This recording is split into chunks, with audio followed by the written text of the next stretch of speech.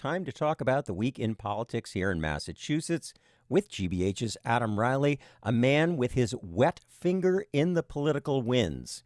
This week, we're talking about rent control and Mayor Wu, who's been tacking away from a previous position on the idea of statewide rent control. Also, bit of a brouhaha over some non-invitations by President Trump to Democratic governors, including our own. Adam, good morning. Mark, good to see you. Good to see you. So, as I said, Mayor Wu has been a proponent of some kind of rent control in Boston, by the way, and she used to be pretty doubtful about implementing rent control statewide.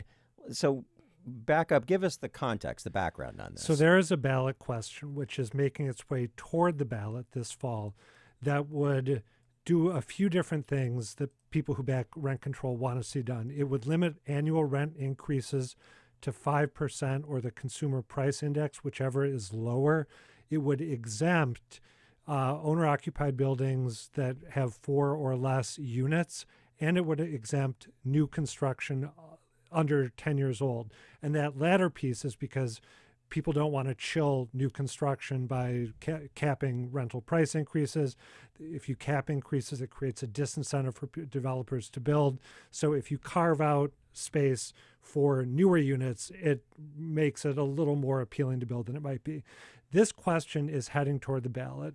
Back in November, Mayor Wu was asked on our Boston Public Radio program if she supported it, and she surprised some people by saying that she didn't. We can take a listen. I wish that the ballot initiative had been just a pure local option, repeal the ban on cities taking action and let each city do what they need to do, because the conditions can be quite different in each municipality depending on your local economy and the mix of commercial, residential, and all that. And Wu there mentions the ban on cities taking action. This dates back to another ballot question in 1994 that banned rent control effectively by cities and towns, and it passed by a very narrow margin at the time. It was 51% to 49%. So Michelle Wu had wanted to be able to carve out room for Boston to do its own type of rent control, which was considerably more lax than what the statewide proposal is. She was proposing 10% increase caps or 6% plus the CPI, whichever was lower. She also had a more expansive carve-out for owner-occupied buildings and for new construction. Okay, and then so this week, again on our air on Boston Public Radio, she was sounding a different tune, saying if that ballot question comes up before voters in November, she would vote for it. It's not perfect, but I'm not going to let the perfect be the enemy of the good in this case when there is so much urgency and pressure from housing costs on our residents. So, Adam, what's your take? Well, I think what she is hoping for is that I mentioned the ballot question is heading toward the ballot. It's not there yet, and it's worth reminding people how this process works because I need to re-educate myself every time we go through it, and I do this for a living.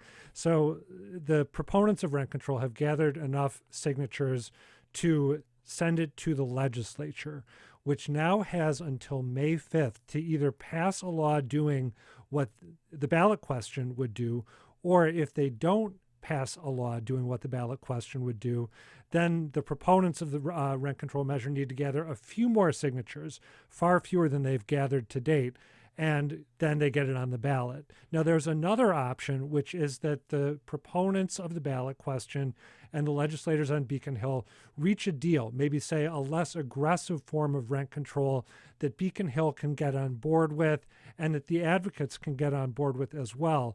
And if Beacon Hill does that, if then the House and Senate pass a bill which, is acceptable to both sides, then the advocates say, basically, okay, we're not going to push this any further. We're not going to continue gathering signatures. Does that make sense? Because this is a convoluted process. Yeah, it's so interesting. And even just generally beyond the rent control question, just to remind people, you get enough signatures, you get over those hurdles, and you have a ballot question pending, you get a seat at the table on Beacon Hill. You got a seat at the table. And in fact, you may be the one with all the power or most of the power.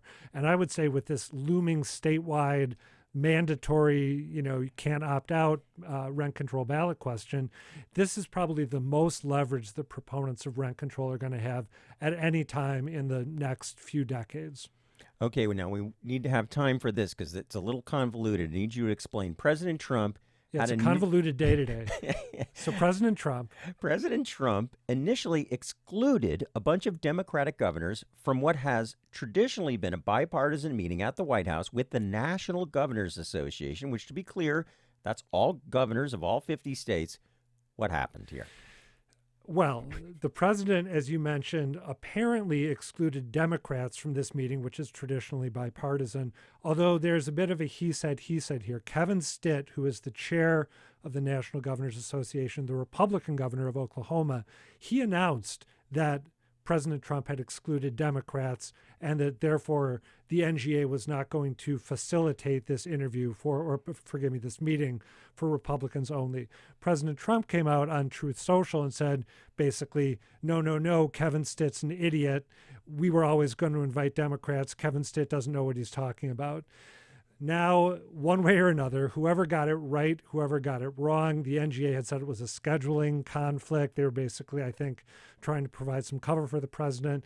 Now everyone is invited to this meeting. But there is also a dinner that occurs traditionally as part of the National Governors Association conference. And there are two Democratic governors who are clearly, and Trump has been unequivocal about this, who are definitely not invited.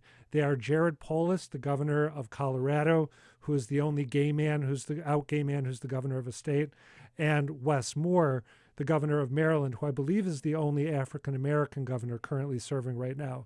So Democrats are back in for this business meeting that occurs around breakfast time, but two Democrats are out for the dinner that follows. And what about our governor?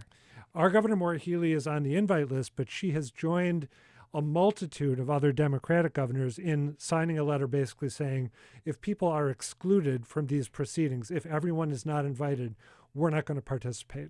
Do we know if she's going? I tried to get an answer on that yesterday, was not able to get confirmation one way or another from Governor Healey's office, but it seems like the way things stand now, unless President Trump backs down and invites Governors Moore and Polis to this dinner, if the Democrats keep good on their word, then she won't be attending.